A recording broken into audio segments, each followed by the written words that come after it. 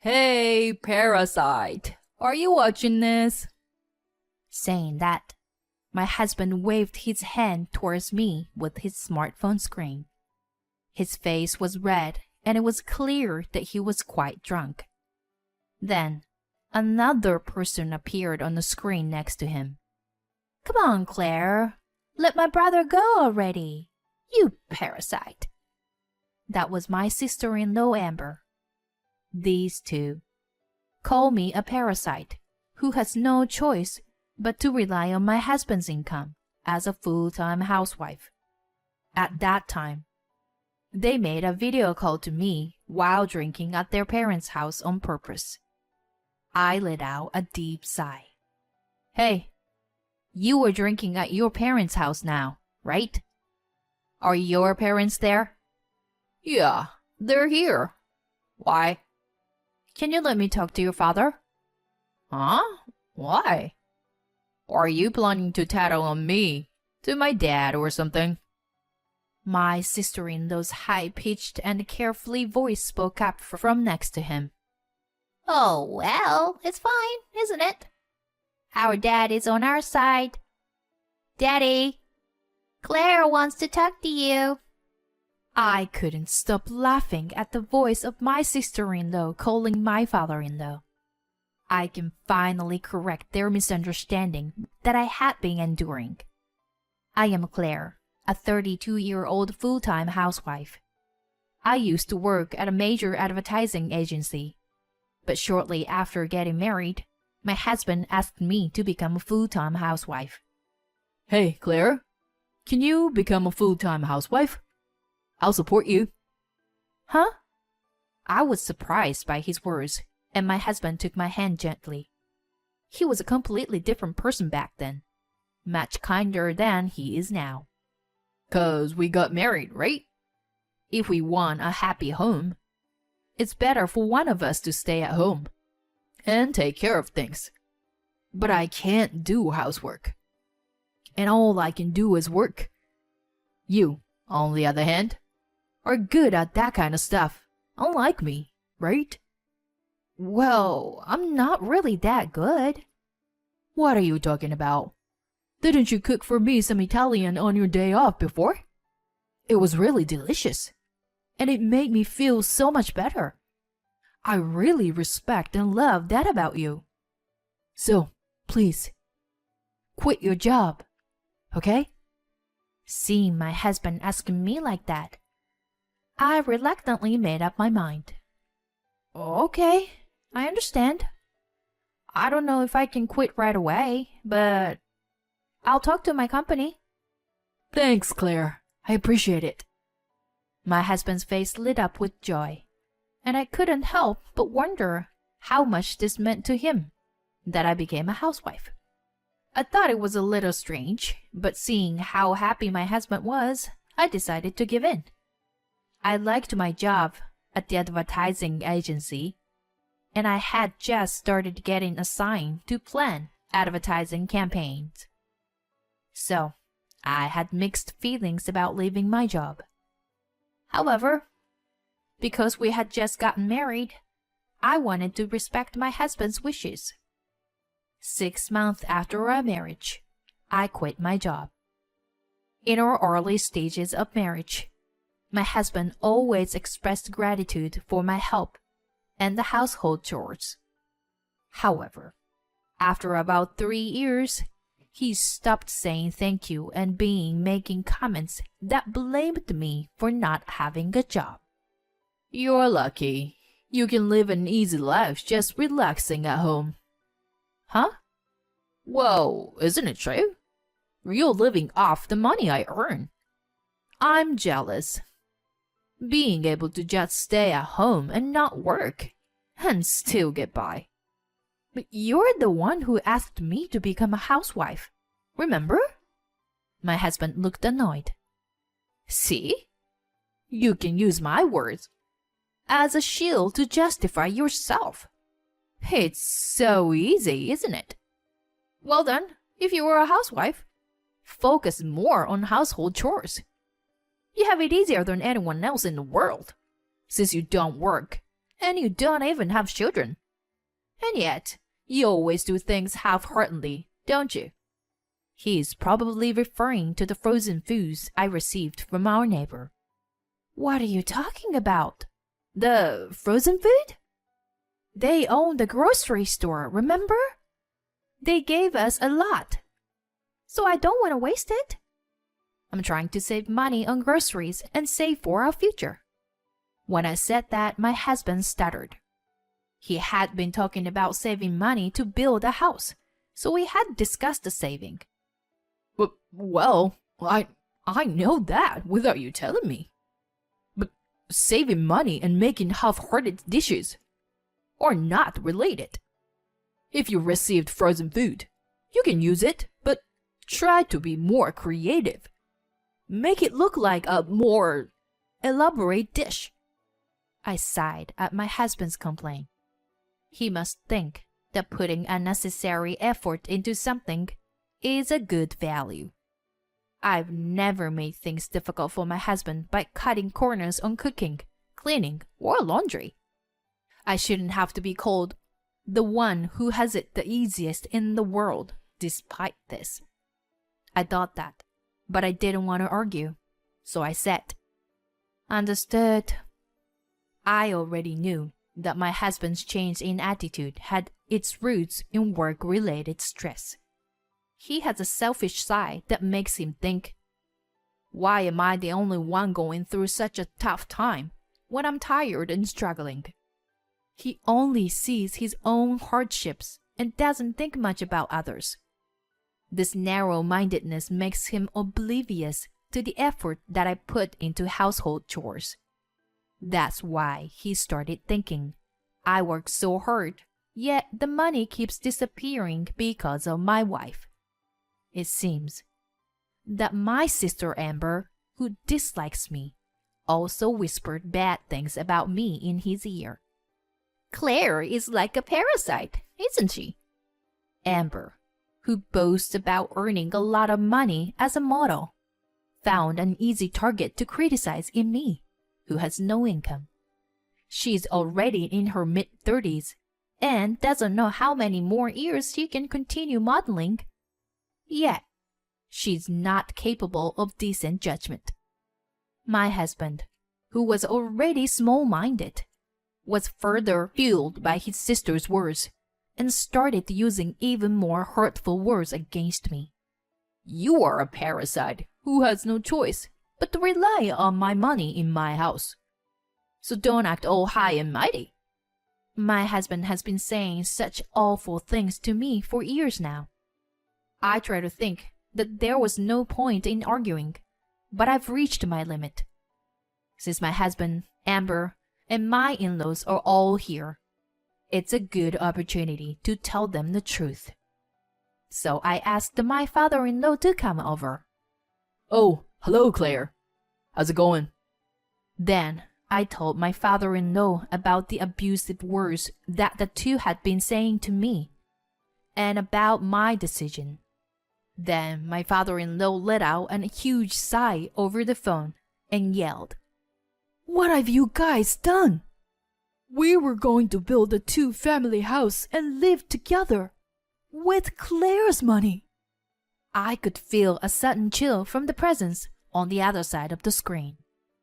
Yes, my father-in-law was right. I had enough savings to build a house. That was because I still had an income ever after quitting my job at the advertising agency. Actually, I had started freelancing from home and was making quite a lot of money. At first, it was just to pay off my student loans. After quitting my job as my husband had suggested, I couldn't repay my loans without any incomes. So I utilized my experience at the advertising agency and started searching for design jobs, including advertising. After I started working from home, my income increased rapidly, and I was scouted for many projects. By the time 3 years had passed, my monthly income had exceeded $10,000. Since my husband said that he wanted to build a two-family home and live with his parents in the future. I saved most of my earnings for that purpose. I thought it would be a good use of my savings. However, I didn't tell my husband about it because I knew he had the habit of spending money recklessly. He might have suggested going on a trip or buying a large TV with my money. But I secretly told my in-laws because they had always been kind to me. I continued explaining to the screen until I started being called a parasite by Wayne and Amber. I didn't mind living with you and contributing money to build a two-family home at all. But their bullying towards me has been increasing year by year. Amber even asked me to set her brother free. So, I will do as she said and set him free. I will divorce him. So please forget about the new home. When I told my father-in-law, he shouted at his son and daughter with a trembling voice that even I could feel the vibration through the phone. You two! Why do you always do things like this? We've had to apologize to many people because of your rude behavior, he exclaimed, and my mother-in-law's voice joined in, sounding concerned. Hey, what is this? Why are you shouting like that? Wayne and Amber did it again. They spoke rudely to Claire, and now she's angry. She asked us to forget about the two-family house plan. What? No! My mother-in-law was shocked. I didn't know anything about that. So, there's nothing I can do, right? That's right. It's your fault for staying quiet. My husband and Amber also fought back, but the father-in-law's voice grew even more intimidating. It's because you guys say rude things. Their argument continued over the phone, and I listened silently for a while before I got tired and hung up. The next day, they all came to our house together and bowed their heads in apology. Claire, I'm really sorry. Wayne and Amber were completely unaware of their rudeness. My father-in-law spoke, and my mother-in-law also chimed in. We feel so bad. We're ashamed that we didn't teach them enough. We'll make sure that they will never say something like that again. After apologizing individually, they turned their sharp gaze to my husband and Amber. Claire, I'm sorry. I was the one to ask you to become a full-time housewife, but something was going on with my job. To tell you the truth, I was demoted recently, and I said some unnecessary things because of the stress. I wasn't serious about it, you know. Besides, if you can earn money, we'll be okay, right? Please, forgive me. You didn't start your abusive words at me recently, did you? I said, and then I took out my smartphone and played back the saved audio data. Don't act so high and mighty when you're just a parasite relying on my money in my house. It's really unfair to live off the other people's money when you have no income of your own, isn't it? You couldn't survive without depending on me, could you? Relying on others for everything might seem easy, but it's actually quite miserable. As the terrible words I received from my husband and Amber over the past few years echoed through the room. This is only a portion of what I have as data. Then my father-in-law raised his voice again. You! Did you really say such terrible things? How did you become such human beings? Well, what can we do? We didn't know we were being recorded. Amber still hadn't apologized to me even once, and her rebuttals were not only quick, but also poorly thought out. Despite this, Amber glared at me with sharp eyes. However, I wasn't going to give up just yet. Amber, it's no use looking at me like that. What you said to me has been recorded as evidence.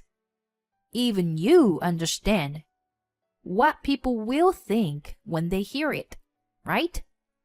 I'm going to claim alimony from you and your brother based on this. Alimony? Amber's voice flipped over, and my husband's tone was also disrupted as he opened his mouth again. Wait a minute. Please. Don't ask for compensation. We've already apologized. This is not a joke. You can't expect me to forgive you with just a few words of apology? Well, perhaps we should bring a third party to objectively assess the situation. Don't worry. If it's an unjustified claim, it won't go through. But... My husband's voice trembled with uncertainty. It's only natural. If a third party is brought in to judge such a matter, it's clear that the two would be blamed. With a troubled expression, my husband turned to his sister. Sis, you should apologize properly too. After all, it was you who started calling her a parasite and all that. I wasn't serious. What? Are you trying to blame everything on me? 'Cause you were more responsible. And I already apologized, didn't I? Who's more responsible, you're saying? I sighed at their argument. It seemed that their parents felt the same way. After a while, their father scolded both of them again. Both of you. Cut it out. It doesn't matter who's at fault. Saying that, he shook his shoulders in anger. I said to him, "Thank you very much for understanding. I really appreciate you, but my decision will never change. I'm going to get a divorce and claim compensation." I see. If that's what you've decided, there's nothing I can do. Anyway, we'll do our best to respond sincerely. And so, I ended up getting divorced, and of course, I also demanded compensation. My husband was struggling to pay the compensation because he had been demoted and his salary had significantly decreased. Amber seems to be struggling even more than her brother and called me crying, asking me to reduce the amount of compensation. It was no surprise, since the demand for models in their late 30s were low. But Amber couldn't let go of her past glory and clung onto her job as a model. Despite her drastically reduced income, she still had the spending habits of the past and had been in debt even before. I didn't sympathize with her and refused to reduce the compensation. In the end, both my ex-husband and Amber had to rely on their parents and move back to their home. Who is the real parasite here, I wonder? As for me, I resumed working at the advertising agency and obtained permission to continue working as a freelancer. With the monthly compensation and my savings, my future is secure. I can now do what I love and enjoy my life to the fullest.